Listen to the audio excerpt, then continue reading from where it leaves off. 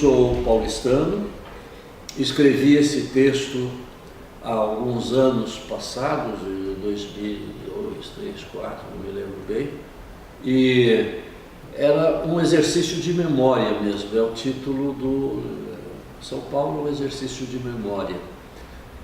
Porque sendo historiador e sendo professor de história, eu creio que nós temos uma contribuição a dar, que é exatamente a construção da memória nesta cidade tão difícil, complicada, rica, problemática, cheia de exclusões, né? Há um modelo de exclusão nessa cidade que é tremendo. Então, estar aqui com o Raul, com o Luiz Eduardo, com o Pietro, é uma alegria. Até porque eu fui professor também sou formado em escola pública, no Colégio Roosevelt, no qual também foram formados a Marilena Chauí, que você já deve ter ouvido falar, o Fernando Henrique e outros, né? Muitos outros, Dalmo Dallari, né? Que é um defensor dos direitos humanos. Então eu sou filho dessa cultura, de uma época dos anos 50 para 60, eu tive grandes professores no secundário e no colegial, sobretudo, e aí me encaminhei para a História na Faculdade de Filosofia da USP, que hoje tem esse nome feio chamado Fefeleche, né? Que parece um nome de bolacha, né? Faculdade de Filosofia, Ciências e Letras, aí na antiga, na Rua Maria Antônia. Eu nasci no bairro do Cambuci, em São Paulo, e depois passamos por Ipiranga, ao lado ali da Rua Pastor, ao lado do museu, e então fiz o curso que era o que eu desejava fazer mesmo, História ou Filosofia, que eu gostava também muito e gosto muito. Mas dá pela História, dá para você fazer também Filosofia, e pela Filosofia, História, quer dizer, não há bons filósofos que não conheçam História, não é? Como não há bons sociólogos que conheçam bem História. E hoje temos que pensar que os bons historiadores, professores de História, têm que ter um domínio grande da sociologia, da economia, menos talvez, da economia, da antropologia, aliás, como é o caso do professor Fred Lúcio, não é? E a quem eu cumprimento aqui. A minha vida foi assim, aí eu fiz carreira, formei muitos mestres e doutores em história contemporânea, sobretudo, que é meu campo, mas história contemporânea com especial destaque para a história do Brasil. E mais recentemente, nós produzimos 2 livros, pelo menos.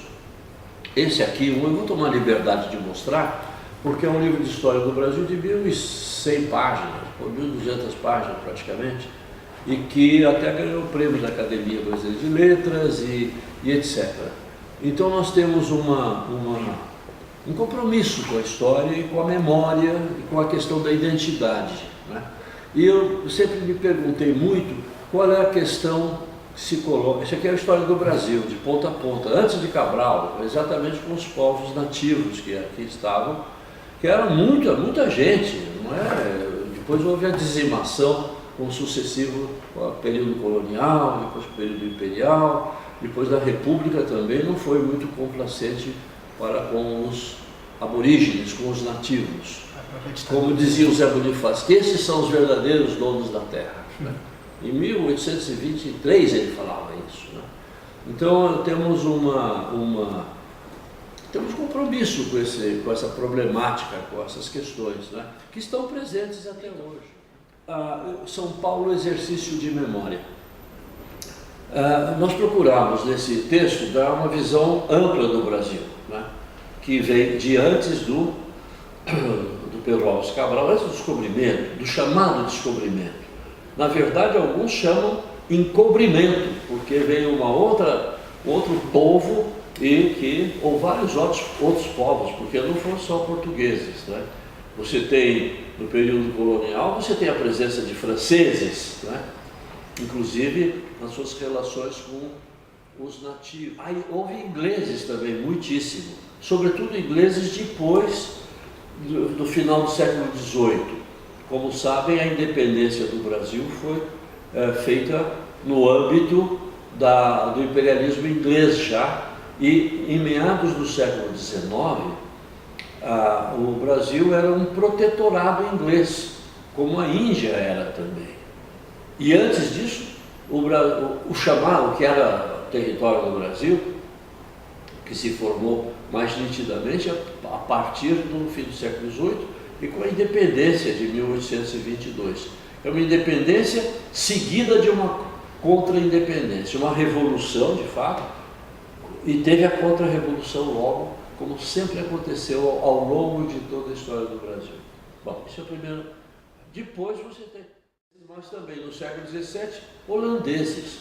A grande parte do Brasil, do Nordeste e até, abrangendo até Bahia também, a presença francesa aqui, com outras características, outro tipo de capitalismo e de exploração, portanto.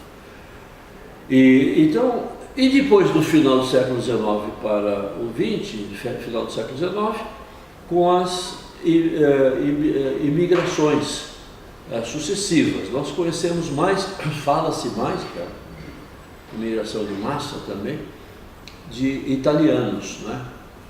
E uma porcentagem muito grande. E mais para frente, na virada do século, no começo do século XX, do século passado, já a imigração japonesa, que trouxe muita gente para cá, uma outra cultura, inclusive a família do Pietro Otsuka, que misturou italiano com japonês.